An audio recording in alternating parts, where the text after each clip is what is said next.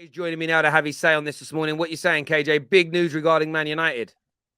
Yo, when you wake up on your birthday, these are the kind of news you want to hear, innit? The Happy Glazers birthday are. to KJ. Big happy birthdays in the comment section, people, for man like KJ. Let's get that Thank you, done right people. now. Thank you. But yeah, big news today. What are you saying?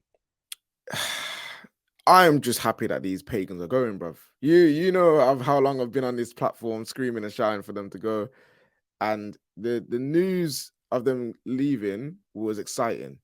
But now you've had Ratcliffe come out saying his bid. Now you've got the Qataris coming out saying his bid.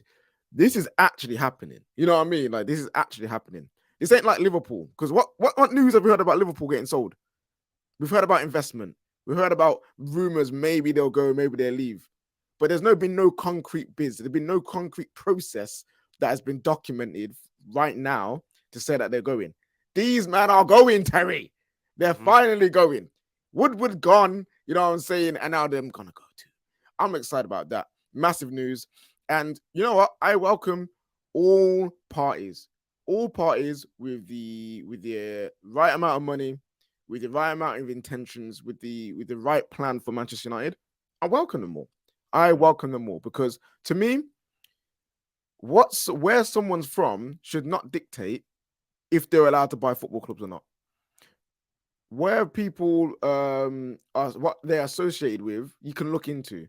But if there's been no proof of any foul play with how they've got their money, or no foul play with how they operate as people, then they should be allowed to buy football clubs. Because I've seen a lot of people say, "Oh, a state or country shouldn't own a football club." But if America today, if the president of the United States came knocking on Man United, Liverpool's, whoever's door, maybe Man City's, because they might not have donors. You know what I mean? If they come knocking on the door and say, you know what, yeah, the American investment company, we want to buy a football club.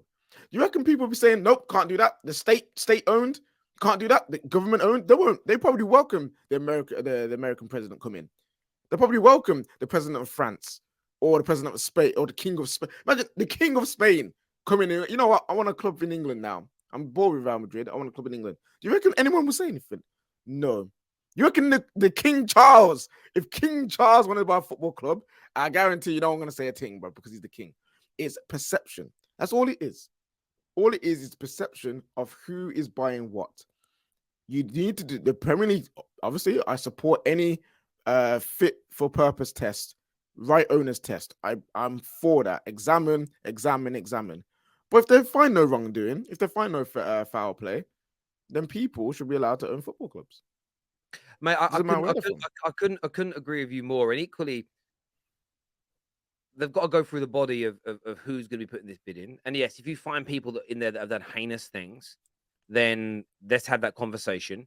But this also could just be a collection of wealthy business people from Qatar who don't even run the country. And I think that's everybody's quick to jump on these things. Like, this is wrong, that's wrong. There's a problem here. There's a problem there. Nobody quite knows. And for me, I'm just very much, well, let's see the wood for the trees. What I will say is this: there's a lot of people. The reason that I didn't condemn Newcastle's takeover when everybody else was jumping on the moral high ground is this. And my biggest reason for not being against it is, am I going to walk away and stop supporting Man United because of this? Let me be really blunt. Now, this may be bad news for my career. It may be bad news for sponsors. It may be bad news for some of my viewers. But I wouldn't walk away from being a Man United fan based on an owner from the Middle East, royal family or not. So for that reason, I'm not going to virtue signal and pretend for 1 year, 3 years, 5 years, 10 years, 20 years to be against it. And we've seen it with certain other YouTubers that for years have slammed sports washing, Middle East owners, corruption, inflating the market. We shouldn't have these people in the game. Their club's taken over by people from the same region, and then they celebrate and say nothing. I'm not about that hypocrisy. I'm not going to condemn it and say we can't have it near the club and then stay there and support it. It's like everybody that was against the Super League. And Joel Bayer said this to me on a stream, not personally, just in general. And I was like, I'm annoyed about it. And then he said, but are you guys going to stop covering it on the YouTube channels? And I just went, no, I'm not. As soon as I realized I would still be doing a match reaction for those games, I would still be talking about the fallout from those games. As soon as you're willing to work on it, you can't condemn it. Gary Neville's a great example. In my opinion, I'm a big fan of Gary Neville. not every opinion, but as a general rule. Of course, he's a United legend. But you can't slam Qatar and then go there and work. In my opinion, anyone who slammed the World Cup being there, that they then went there to work, you no longer have any authority on the subject matter because you've hypocrisized yourself. In my opinion, and that's my stance on this. Unless you, I see those people in the comments going, "That's wrong. They're there." You wouldn't stop supporting your club if it happened. You might virtue signal, and it's virtue signaling if you moan about it, but carry on supporting. The same as I've always said about Glazer out. If you're Glazer out and you think they're only stealing money off the club, but you're willing to still go, I don't listen to your Glazer out moans and take them seriously because you don't care enough to sacrifice. The only United fans on Middle East ownership that I would respect their opinion on that don't want it are the ones who walk away from the club, because that's otherwise you can't support something that you don't support. If you support it and you still give your money and you buy the shirts, I don't care how much you dislike it, you're supporting it. So just shut your moaning up and get on with it. And you know what, yeah?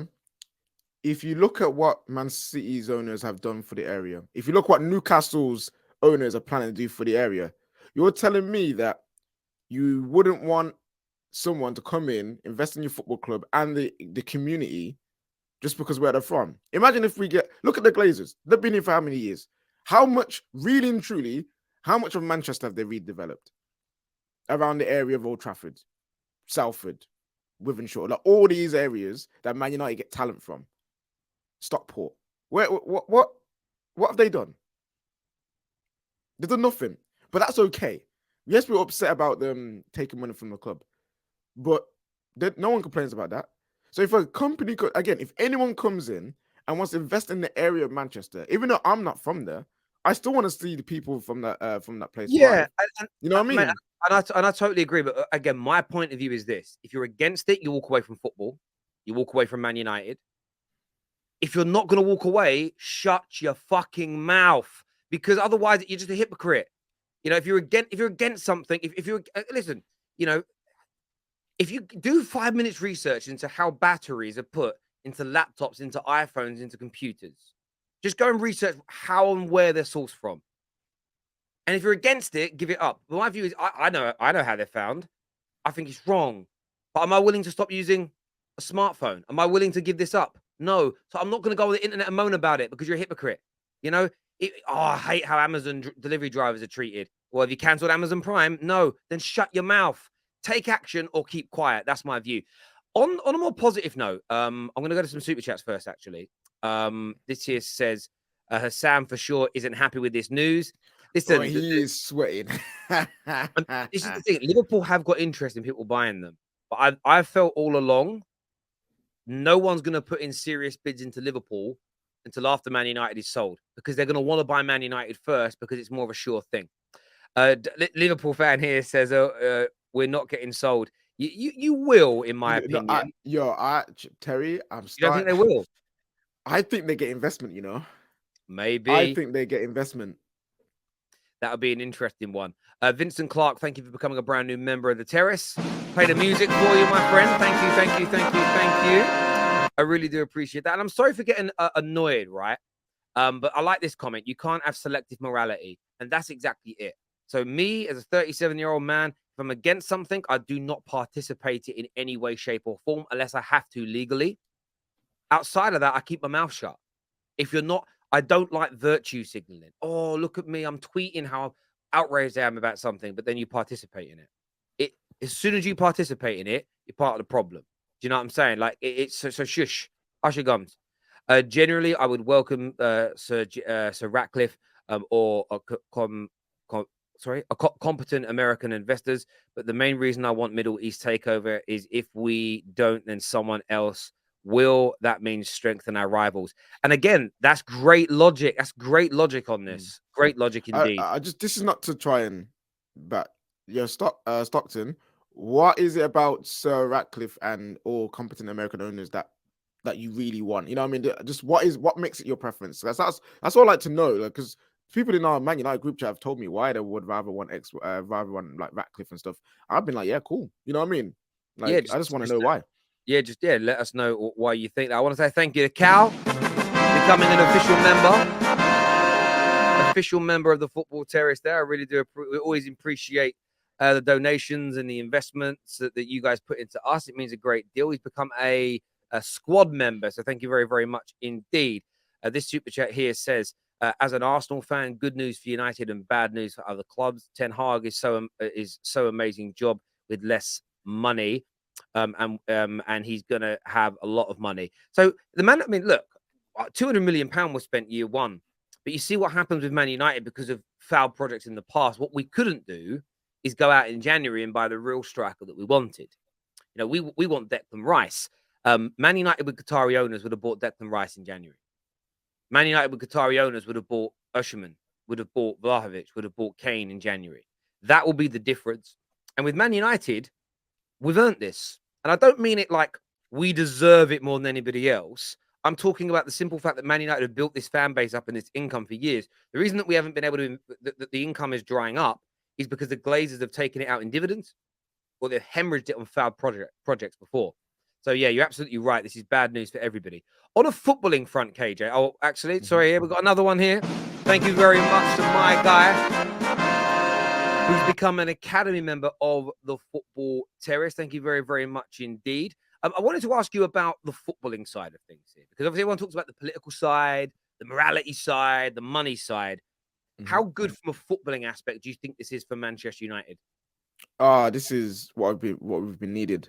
We've been needing this kind of investment for years now, and it's not just we get to spend more money; it's how we spend the money. What I'm looking forward to, it's the restructure. Well, the club has already started to restructure, but bringing in more people to support who's already there.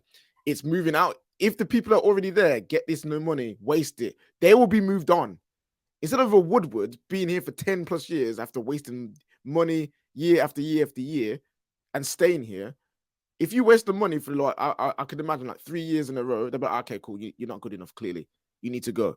That stuff right there is what I'm going to be here for. Players won't be just here. Phil Jones won't exist anymore at this football club because owners who are competent, who are wanting to win and not seeing it as a cash cow will be like, wait, we've got a player here on 75k to 100k a week, hasn't played regular football for 4 or 5 years. Why is he here? He needs to go. So and that's what I'm looking forward to. And Erik ten Hag, with that kind of backing, I'm telling you now, he is, I've said it before and I'll say it again, he is a special manager. I can see it, I feel it, I believe it. And with him having these kind of resources, we can be challenging year after year after year. And the beautiful thing is, if he fails or if he comes to the end of his tenure after winning whatever, I actually would believe these people won't just bring in Jose 2.0 or an Ollie or someone who doesn't fit the philosophy of what Ten Hag has founded. They would actually bring in the right person close enough to what Erik ten Hag would be doing. And that's what the scary thing for Robert should be. Because do you think after Eddie Howe, the Newcastle owners are just going to bring in anybody just to do their job? Do you think after Pep, they're just going to bring anyone to do the Man City job? Like, no, these people have plans, they have visions. So it's an exciting time for Man United. And plus, investment into the stadium. I want 100,000 seats Old Trafford. I want that. I want Carrington, state-of-the-art, best training facilities in the flipping country, in Europe. I want the area, the foundation, to be working harder than ever before to help the people of the area. That is what I'm looking forward to. Absolutely. And I think for me, from a footballing standpoint, of course, United have spent money in the Premier League era. Of course, have spent money since Fergie. But it's been the quality of how it's been invested, the long-term projects, the culture at the club, the people making the footballing decisions they've got wrong. They get this right, which I believe they will. And I think you'll see, I don't think you'll see a mass change at board level. I think you'll see a subtle change. They get behind the manager, they back the philosophy, they spend the money that is our money on the right elements of the club and the right elements of the team. And more importantly, you ensure that the culture is strong so that players know that we have the highest possible standards at the club. There is no cutting corners. There is no letting your guard down. There is no, I'm going to give 10%. I'm only going to give 90% today instead of 100%. If you get rid of that, and you instill the right attitude from top to bottom, or what I call the middle out of the club, United go from being a team that just spend big and flatter to deceive to a team that will genuinely be challenging for major honours year in, year out, as we did for 25 years under Sir Alex Ferguson. And when you spend how much we have spent, and this is sometimes what rivals struggle to get their head around, is well, they struggle to get their head around is the element of. So I lost my train of thought for a second there. We'd spend money, but we spent it poorly. That's our biggest angle. When you spend the amount we have on salaries and transfers, you should be expected to challenge. And people say no one's got no God-given or divine right to win. You have a divine right to expect challenge when you spend as much as the team's winning everything. So you need to be run well to get that done. And I think from a footballing standpoint, United are already growing. Man United are already, listen, we're a handful of wins away from being top of the league. We're playing sustainable football. We are playing quality football. And Ten Hag has done that. And some will say he's not got his hands tied behind his back. He had £200 million spent. But if you read the news close to Man United, if the Glazers stay, there is very little to spend in the summer. And we've got to sell lots of dead wood, which could be hard. And we struggle to sell players at Manchester United. And we're still going to have to scrimp and scrape and not be able to get exactly who we want if these guys stay. And I think that there is the key. I'm very excited about the future of Manchester United with these individuals coming in. Ten Hag being fully backed on and off the pitch, financially, and more importantly, in terms of the support, the structure, and the culture at the club. Man United will get back to winning Prems. Man United will go on to win their fourth, maybe their fifth, maybe their sixth Champions League under an ownership group like this. And I'm very, very, very excited about it indeed.